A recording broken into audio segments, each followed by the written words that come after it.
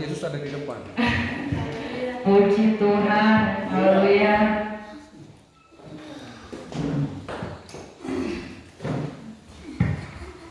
Salam sejahtera dalam kasih dan kemurahan Tuhan Yesus Kristus. Haleluya.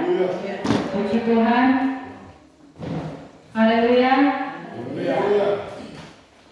Saya pribadi mengucap syukur pada Tuhan Yesus dan berterima kasih kepada Bapak Gembala tepat yang mempercayakan pelayanan ini bagi kami. Dan kami juga bersyukur karena boleh tiba dengan tidak kurang sesuatu apa di tempat ini.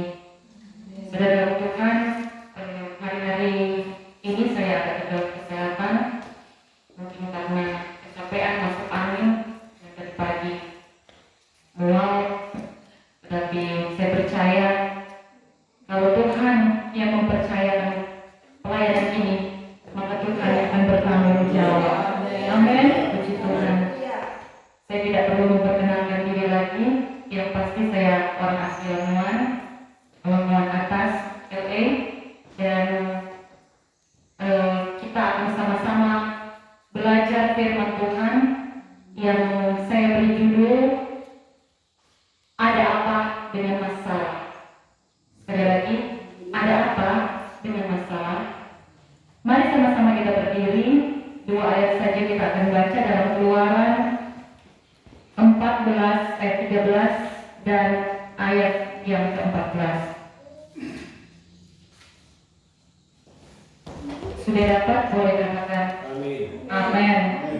Dalam hitungan yang ketiga dengan suara keras, Keluaran 14 ayat 13, 1, 2, 3. Tetapi berkatalah Musa kepada bangsa itu, janganlah takut, berdirilah tetap dan lihatlah keselamatan dari Tuhan yang akan diberikannya hari ini kepadamu, sebab orang Mesir yang kamu lihat hari ini tidak akan kamu lihat lagi untuk selama-lamanya.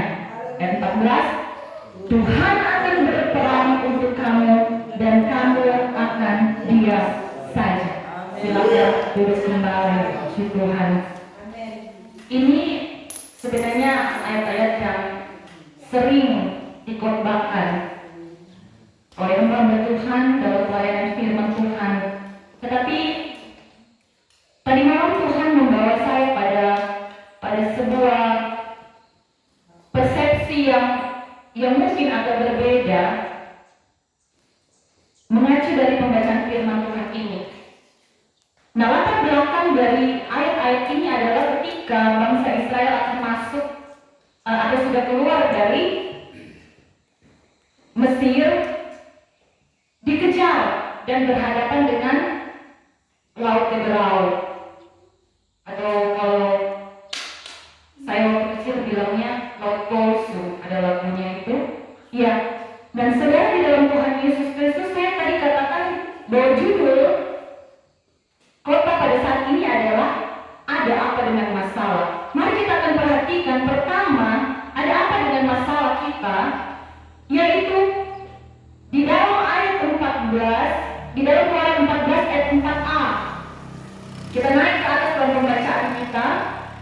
Di sana dikatakan firman Tuhan, aku akan mengeraskan hati Firaun sehingga ia mengejar mereka. Sehingga tentara dari Mesir ini mengejar. Dalam hal ini orang Israel yang sudah keluar dari Mesir. Dan kalau kita kemudian menghubungkan di dalam ayat 17a, kembali lagi firman Tuhan, dan Allah sendiri yang bicara, tetapi sungguh aku akan mengeraskan hati orang Mesir. Jadi baik rajanya maupun orang-orang Mesir itu dikeraskan hati oleh Tuhan. Apa yang kita dapatkan di sini? Bahwa ternyata masalah itu ada yang datang dari Tuhan sendiri. Amin. Ini bicara tentang apa, Bapak Ibu? Bahwa ternyata dalam kehidupan saya dan saudara, masalah itu timbul. Yang saya katakan tadi datang dari Tuhan, itu artinya diizinkan Tuhan. melimpah kehidupan saya dan saudara. Amin. Ada masalah yang dicari sendiri, tetapi dalam hal ini kita akan sama-sama belajar tentang pertama, masalah ada yang datang dari Tuhan. Saudara dalam Tuhan Yesus Kristus, tetapi kemudian kalau kita memperhatikan di ayat yang keempat, Keluaran 14, ayat yang keempat, tadi aku akan menjelaskan bagian, kita akan perhatikan bagian B, tadi di bagian A, saya baca lebih lengkap, aku akan menjelaskan hati Firaun sehingga ia mengejar mereka, dan terhadap Firaun dan seluruh pasukannya, aku akan menyatakan kemuliaanku sehingga orang Mesir mengetahui.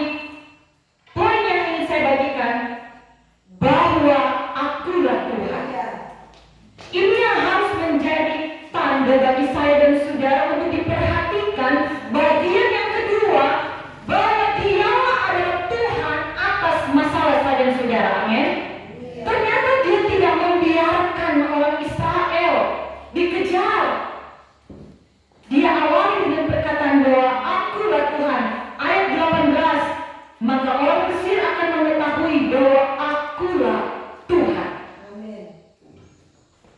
Haleluya. Kita punya Tuhan yang besar, melebihi setiap masalah pergumulan kehidupan kita. Amin. Amin.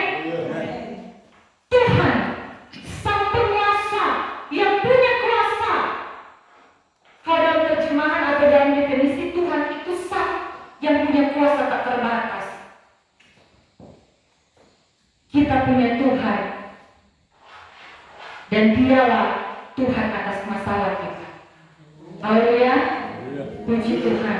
Yang ketiga, ketika kita diperhadapkan dengan masalah yang kadang justru berasal dari Tuhan sendiri, dan Tuhan berkata, akulah Tuhan atas masalahmu. Yang ketiga, mari kita lihat bahwa lewat masalah itu Tuhan ingin menyatakan kemuliaan-Nya. Perhatikan Keluaran 14 ayat 17b, aku akan menyatakan kemuliaanku. Ayat 18, orang Mesir akan mengetahui bahwa akulah Tuhan apabila aku memperlihatkan kemuliaanku terhadap Firaun, keretanya dan orangnya yang berkuda. Haleluya. Puji Tuhan. Ternyata lewat masalah itu ada maksud dan tujuan Tuhan, yaitu supaya nama Tuhan dipuji, dipermuliakan lewat kehidupan kita yang diizinkan mengalami masalah hidup. Saya percaya semua yang ada di sini masih hidup. Amin. Dan kalau masih hidup, pasti ada masalah. Masalah pribadi, masalah dengan orang, masalah dengan keluarga, masalah dalam pekerjaan. Kita hidup ada dalam masalah. Dan ketika masalah itu Tuhan izinkan, Tuhan bilang, aku adalah Tuhan. Aku adalah Tuhan atas masalahmu. Aku akan menyatakan kemuliaanku lewat masalah yang kau hadapi. Kalau kita akan melihat dalam perjanjian baru, Yohanes 1 ayat 1 sampai 3, saudari dalam Tuhan Yesus Kristus di situ menceritakan bahwa ketika Tuhan Yesus lewat di sebuah jalan dan ada didapati seorang yang buta sejak lahirnya. Ayat 1 dan ayat 3 saya bacakan, pada waktu Yesus sedang lewat, ia melihat seorang yang buta sejak lahirnya. Murid-muridnya bertanya kepadanya, Rabi, siapakah yang berbuat dosa? Orang ini sendiri atau orang tuanya sehingga dia dilahirkan buta? Jawab Yesus, bukan dia, bukan juga orang tuanya, tetapi apa kata firman Tuhan, karena pekerjaan Allah harus dinyatakan di dalam dia. Mungkin saya dan saudara dalam kehidupan ini, dalam menghadapi masalah, saya bertanya kepada Tuhan, Tuhan apa salah saya? Ya,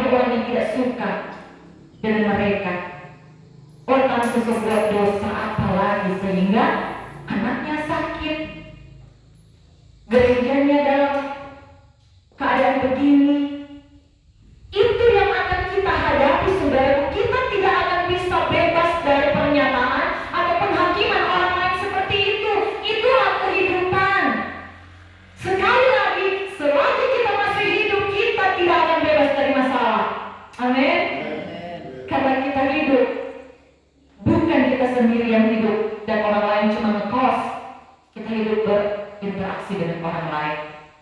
Yang tentu ada yang suka, ada yang tidak suka, yang kita tidak bisa kendalikan. Rasa tidak suka orang lain terhadap kita. Tetapi firman Tuhan jelas berkata, bukan dia, bukan orang tuanya, tetapi karena pekerjaan-pekerjaan Allah harus dinyatakan di dalam dia. Ada waktunya Tuhan izinkan persoalan dalam hidup saya dan saudara. Agar apa?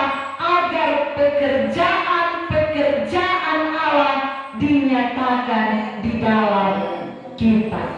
Haleluya. Haleluya. Puji Tuhan. Saya tidak bicara tentang masalah yang dicari sendiri ya. Itu resiko. Tetapi kalau Tuhan izinkan dan itu datangnya dari Tuhan, ada pekerjaan Allah yang akan dinyatakan di dalam kita. Masalah yang dihadapi dalam peristiwa ini adalah apa? Buta sejak lahirnya. Sesuatu yang tidak mungkin, tidak ada jalan keluar, apalagi pada saat itu Bapak Ibu. Tidak ada operasi mata ganti mata, apalagi sudah rusak dari janinnya sejak lahir, kata firman Tuhan. Tidak mungkin lagi, tidak ada jalan keluar baginya. Tetapi saya mengatakan firman Tuhan menjamin kehidupan saya dan saudara. Kalau pergumulan hidupmu, kalau masalah hidupmu Tuhan izinkan, satu hal yang harus engkau lihat, tidak ada yang tidak mungkin bagi Tuhan. Bagi manusia itu tidak mungkin, tetapi bagi Tuhan mungkin. Amin. Haleluya. Haleluya. Puji Tuhan, karena pekerjaan Allah harus dinyatakan lewat pergumulan saya dan saudara. Yang keempat, kembali Keluaran 14 ayat 16. Dan engkau angkatlah tongkatmu dan ulurkanlah tanganmu ke atas laut dan belahlah airnya, sehingga orang Israel akan berjalan dari tengah-tengah laut di tempat kering. Laut itu tempat apa Bapak Ibu? Basah. Tempatnya air. Tempat sudah ada airnya, ada lagi air yang mengalir lewat sungai-sungai berkumpul di laut. Tetapi firman Tuhan ini bicara tentang apa saudara? Di tempat kering engkau akan berjalan. Ayat 21. Lalu Musa mengulurkan tangannya ke atas laut, dan semalaman itu Tuhan mengeluarkan air laut dengan perantaraan angin timur yang keras, membuat laut itu menjadi apa? Tanah kering. Maka terbelahlah air itu. 2 kali disebut. Apakah cukup sampai di situ Bapak Ibu? Mari kita perhatikan ayat 22. Demikian orang Israel berjalan di tengah-tengah laut di tempat kering. Amin. Sedang di kiri dan kanan mereka air itu sebagai tembok bagi mereka. 3 kali kata kering ditulis Alkitab. Masih ada lagi ayat yang ke-29. Tetapi orang Israel berjalan di tempat kering dari tengah-tengah laut, sedang di kiri dan kanan mereka air itu sebagai tembok mereka. Ada 4 kali disebutkan kering. Berarti Bapak Ibu, saya dan saudara akan menghadapi pergumulan-pergumulan yang silih berganti. Tetapi setiap kali engkau akan menghadapi laut di depanmu, masalah yang besar di depanmu, Tuhan bilang akan engkau lewati tanah yang kering. Haleluya. Puji Tuhan. Tuhan bekerja secara tuntas, tidak setengah-setengah Bapak Ibu. Firman Tuhan tidak bilang mereka akan berjalan separuh airnya atau semata kaki. Tidak, kering. Amin. Haleluya. Puji Tuhan. Haleluya. Setiap masalah kita ada time limitnya. Dan waktu itu ditentukan oleh Tuhan, diproses oleh Tuhan sampai kita siap untuk menikmati pekerjaan-pekerjaan Tuhan yang luar biasa. Amin. Haleluya. Puji Tuhan. Yang kelima, setiap masalah yang datang dari Tuhan akan menjadi kesaksian. Kesaksian tentang apa? Pertama, Keluaran 14 ayat 21. Kita melihat di sana, lalu Musa mengulurkan tangannya. Kita sudah baca, saya ulangi, ke atas laut, dan semalam itu Tuhan menguapkan air laut dengan, perhatikan kata ini, perantaraan angin timur yang keras, membuat laut itu menjadi tanah kering, maka terbelahlah air itu.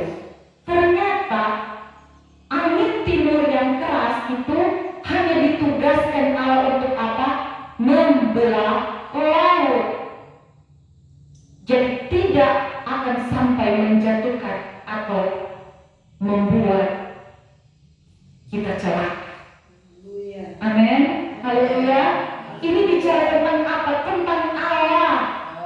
Menyaksikan kebesaran Allah. Allah bertanggung jawab atas hidupmu. Haleluya. Puji Tuhan.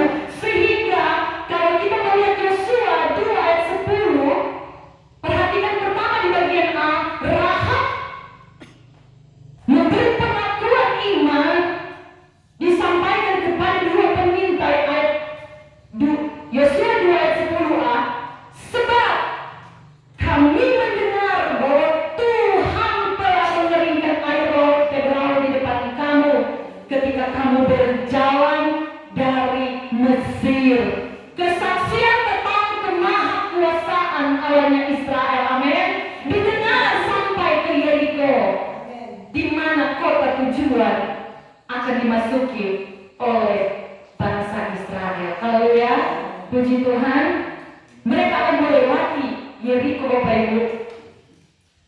Di sana ada seorang perempuan, dikatakan firman Tuhan, perempuan sundal, Rahab. Ternyata dia dengar tentang Tuhan.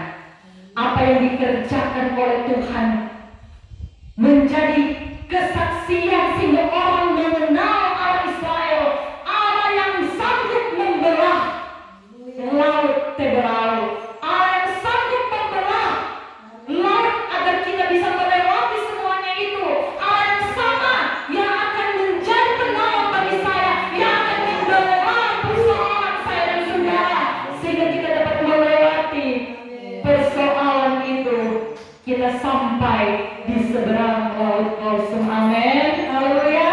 Puji Tuhan. Haleluya. Pengakuan Rahab tentang Tuhan, sebuah kesaksian bagi hormat kemuliaan nama Tuhan. Tetapi tidak sampai di situ, Bapak Ibu Saudara di dalam Tuhan Yesus Kristus. Ada pengakuan secara pribadi terhadap saya dan saudara di bagian B, Yosua 2 ayat 10 tadi. Kita perhatikan selanjutnya, dan apa yang kamu lakukan kepada kedua raja orang Amori yang di sebelah sungai Yordan itu, yaitu kepada Sihon dan Og yang telah kamu tumpas. Ternyata orang lain menyaksikan bahwa kita juga menjadi bahagian dari pekerjaan Tuhan yang luar biasa. Ini dia tidak, setelah dia mengakui Allah yang besar, Allahnya Israel yang membelah Teberau, di dalam ayat yang di dalam bagian yang selanjutnya dikatakan, apa yang kamu lakukan. Amin. Di sini tidak bicara lagi tentang Allah, tetapi tidak berdiri sendiri tentunya. Ya, ternyata lewat masalah saya dan saudara, nama Tuhan dipuji, dipermuliakan. Saya juga, saudara juga akan dimuliakan. Amin. Haleluya. Karena bersama dengan Tuhan, Allah Tuhan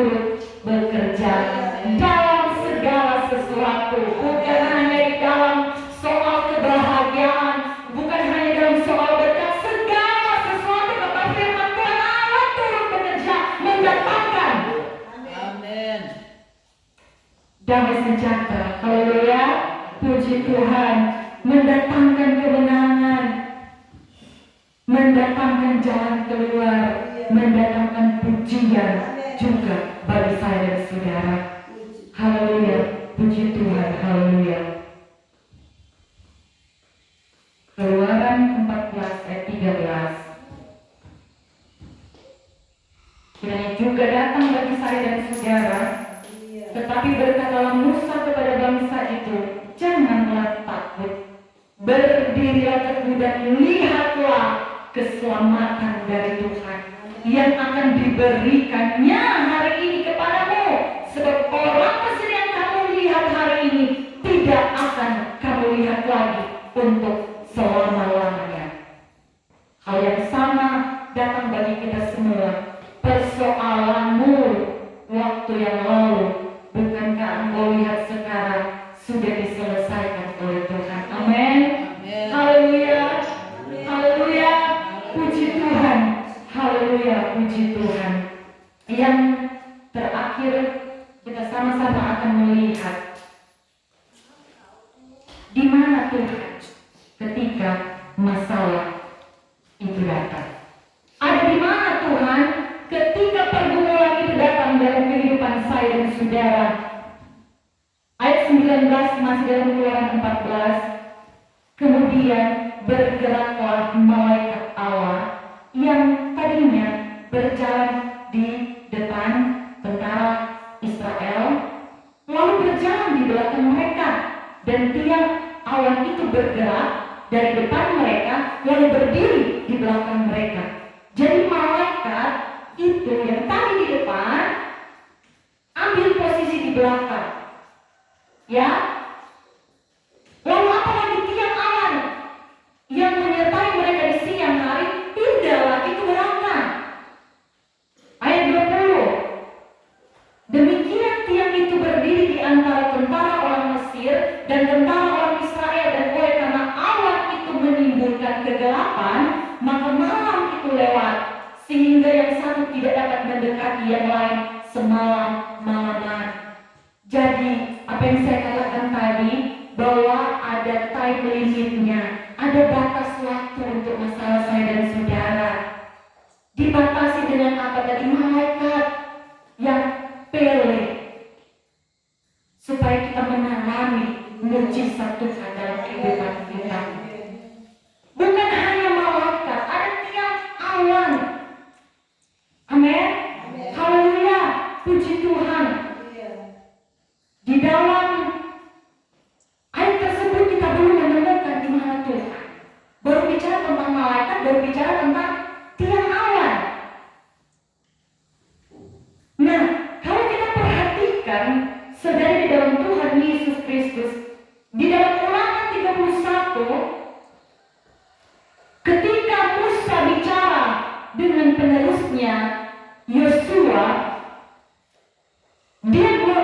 dia menceritakan pengalaman hidupnya ketika Tuhan menolong bangsa Israel yang saat itu dipimpin oleh Musa untuk menyeberang Laut Teberau. Dia ceritakan kembali kepada Yosua.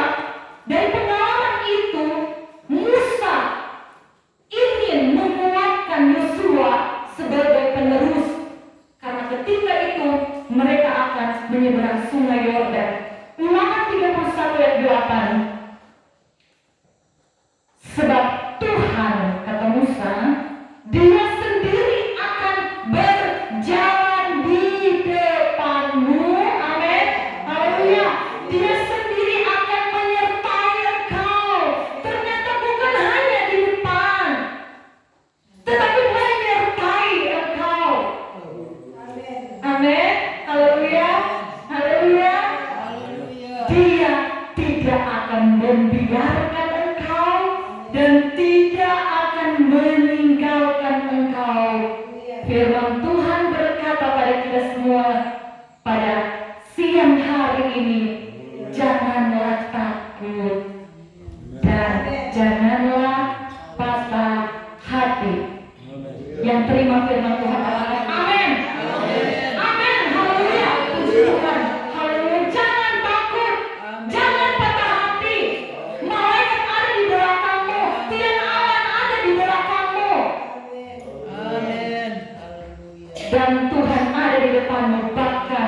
menyertai engkau. Jangan takut ya. Jangan takut ya nak. Haleluya, puji Tuhan. Haleluya. Nasihat dari Musa kepada Yosua menjadi contoh dan teladan bagi saya dan saudara. Karena Tuhan tetap menyertai kita. Tuhan tidak pernah membiarkan kita. Haleluya. Di dalam peristiwa Musa, laut Teberau dikisahkan dibelah oleh Musa. Sementara itu, Sungai Yordan dikisahkan sebagai tempat di mana Yosua memimpin anak-anak Israel masuk ke tanah yang dijanjikan. Laut Teberau saja yang besar bisa kering Bapak Ibu, apalagi cuma Sungai Yordan. Amin. Haleluya. Laut yang besar Tuhan bisa keringkan untuk kita lewati bersama dengan Tuhan, apalagi cuma Sungai Yordan Bapak Ibu. Tetapi dari sini juga kita harus belajar. Tidak selalu masalah itu kita lewati di jalan yang kering. Ada kalanya Tuhan mau kita menyeberang. Amin. Haleluya. Kita menyeberang. Kita nikmati semuanya itu. Perahunya bersama dengan Tuhan. Amin. Seberang Sungai Yordan. Seberangi masalah itu. Lewati masalah itu. Mungkin engkau akan menghadapi apa yang dinamakan dengan angin ribut. Mungkin ombak atau apapun goncangan-goncangan di dalam perahu kehidupanmu. Tetapi Tuhan bilang, aku ada di sini bersama dengan engkau. Haleluya. Puji Tuhan. Haleluya. Jadi kalau ketika waktu yang lalu engkau berjalan di tanah yang rata, tanah yang kering, dan ada perlindungan dari dinding air melindungi engkau. Ada kalanya di dalam masalah-masalah yang kecil, Tuhan mau ajarkan saya dan saudara untuk berpengalaman dengan Tuhan, sama-sama mengarungi Sungai Yordan. Haleluya. Puji Tuhan. Haleluya. Puji Tuhan. Masalah kecil ataupun masalah besar terbelah, masalah kecil atau masalah besar, kita akan seberangi dan sampai di tujuan. Puji Tuhan. Haleluya. Puji Tuhan. Jadi ada apa dengan masalah kita? Pertama, masalah ada yang datang dari Tuhan sendiri. Kedua, dialah Tuhan atas masalah kita. Yang ketiga, lewat masalah Tuhan mau menyatakan kemuliaan-Nya. Yang keempat, Tuhan bekerja dalam masalah secara tuntas. Yang kelima, setiap masalah yang datang dari Tuhan akan menjadi kesaksian. Haleluya. Puji Tuhan. Tuhan di depan kita. Ingat itu.